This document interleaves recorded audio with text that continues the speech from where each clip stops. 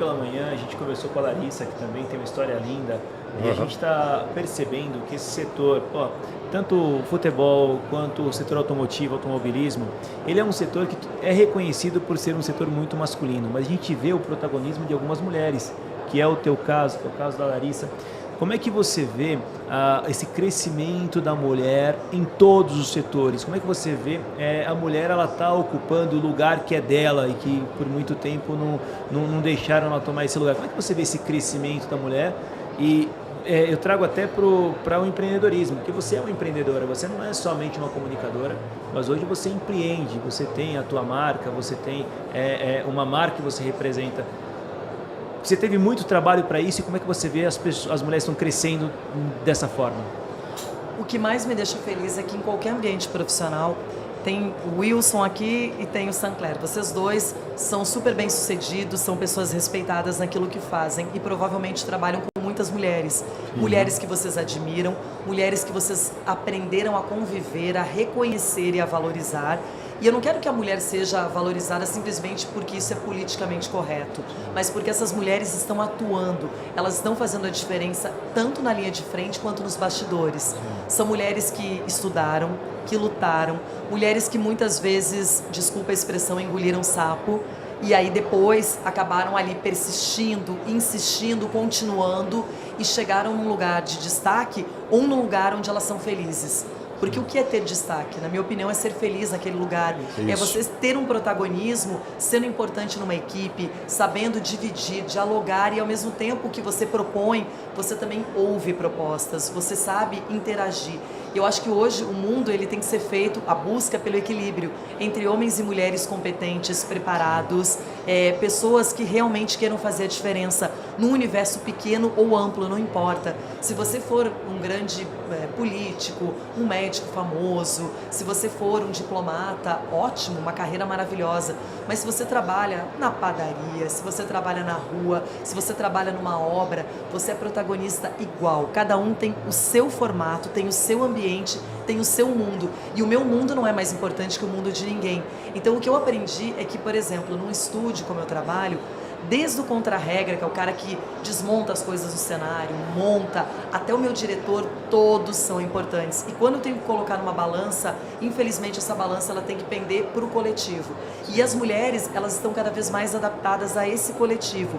Quando elas fazem um trabalho digno, decente e crescente, elas são lembradas para posições de comando, de liderança, mas porque elas estão mostrando méritos, porque elas estão mostrando o quanto essa luta ela é muito complexa, ela está longe de ser definida ou definitiva, mas é uma luta em que as mulheres vêm hoje se aprimorando e elas estão tendo reconhecimento. Claro que situações de preconceitos, de intolerância, isso não é só com mulheres.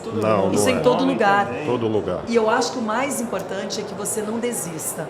Porque muitas vezes eu não senti nada direto, nada ofensivo, mas indiretamente, nas entrelinhas, você percebe quando as pessoas estão diminuindo a sua condição única e exclusivamente porque você é mulher.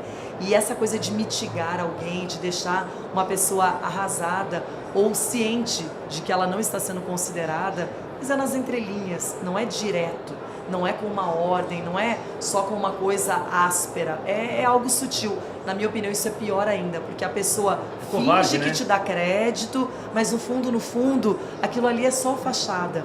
Então, o que eu mais hoje vendo, o que eu mais zelo na minha vida, o produto, a matéria-prima que eu trabalho é a minha imagem. E construir uma imagem, consolidá-la e permanecer com uma imagem positiva durante tantos anos é um desafio.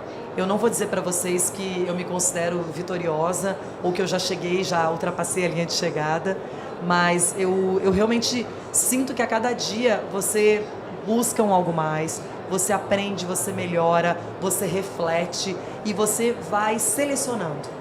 Você vai aprendendo o que é importante, aquilo que é decisivo e também descartando aquilo que não faz bem, aquilo que não melhora a sua condição pessoal e profissional.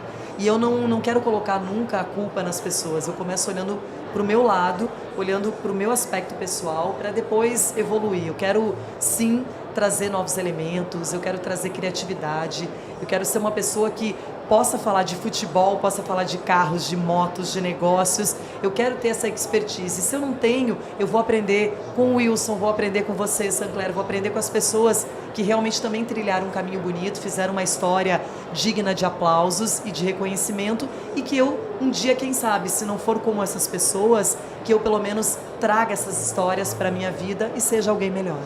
Renato, eu costumo dizer que nossa vida é uma corrida de obstáculos sem linha de chegada, né? Você tem que estar sempre superando os obstáculos e não vai ter fim nunca.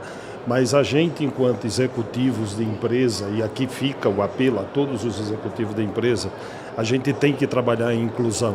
É obrigação nossa, independente de raça, cor, orientação sexual, seja o que for. A gente tem que trabalhar em inclusão. E trabalhar em inclusão não é só aceitar, é tirar para dançar.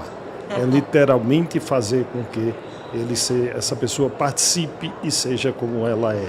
Isso é fundamental para as empresas. É aí onde a gente cresce, é na diversidade onde a gente consegue crescer. E eu acho que se você tratar todo mundo igual na empresa, você já vai ver que vai equilibrar.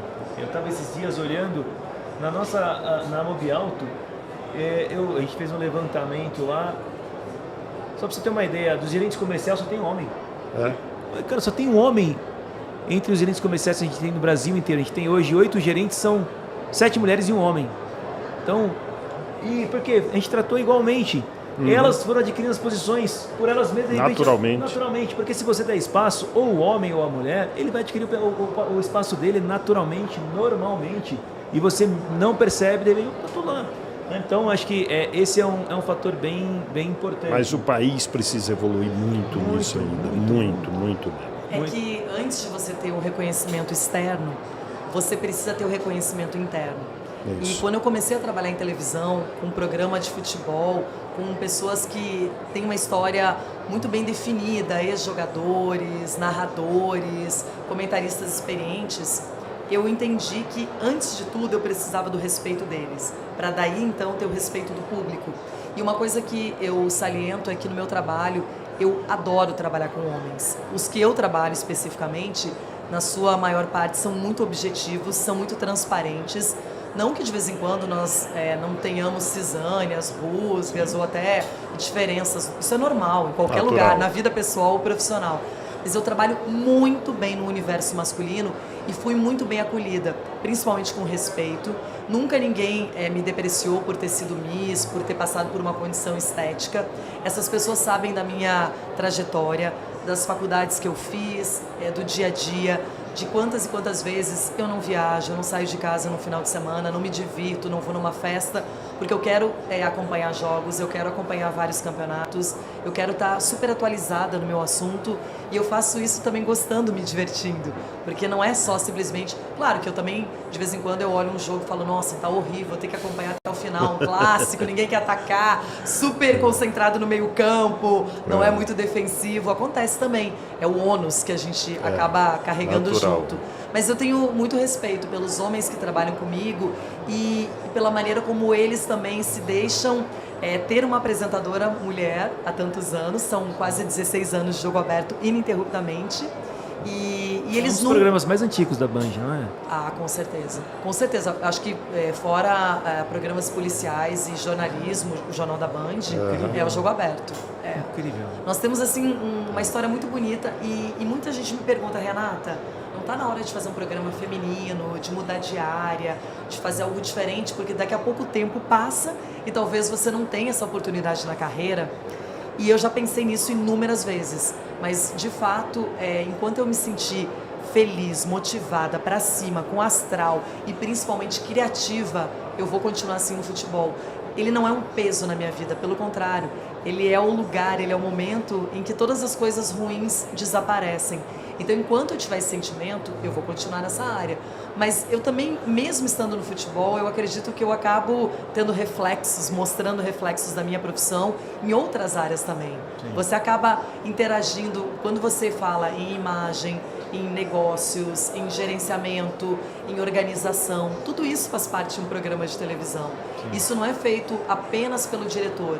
Quem apresenta, quem é o cartão de visitas desse programa, tem que hoje participar de todos os processos. E é maravilhoso, porque eu sinto meu trabalho muito mais completo, muito mais dinâmico e muito de mais tudo, desafiador. Então, tudo, na construção de pauta, conteúdo, a participação dos comentaristas, Uau. a questão estética do programa, de como serão os takes, os enquadramentos, como que a gente vai fazer a interação com os links que são repórteres e pessoas que não estão no estúdio, como que a gente vai tratar de um pós-jogo, da questão da arbitragem, tudo isso eu acabo participando. Então, eu agradeço porque eu tive oportunidade para isso, pessoas que me permitiram ampliar os meus horizontes dentro do próprio Jogo Aberto, e pelo respeito e pela maneira como eles também aceitam as minhas ideias, e quando não gostam, tem a liberdade total para falar, não, isso aqui não vale a pena, vamos tentar uma outra linha.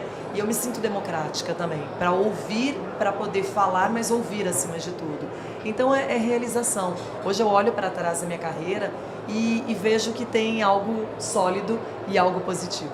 Você já passou alguma saia justa nesse teu programa? Muitas! Diversas, né? Porque é ao vivo, né? Olha, é ao vivo, por É ao exemplo. vivo, é? Eu tenho meu diretor muitas vezes falando comigo, me dando alguma informação de última hora. Várias vezes. Por exemplo, esses dias mesmo a gente estava agora falando de Copa do Brasil. E aí era sobre Corinthians e Flamengo. Uhum. E aí perguntaram palpites. Palpites, pessoal, cada um foi dando palpite.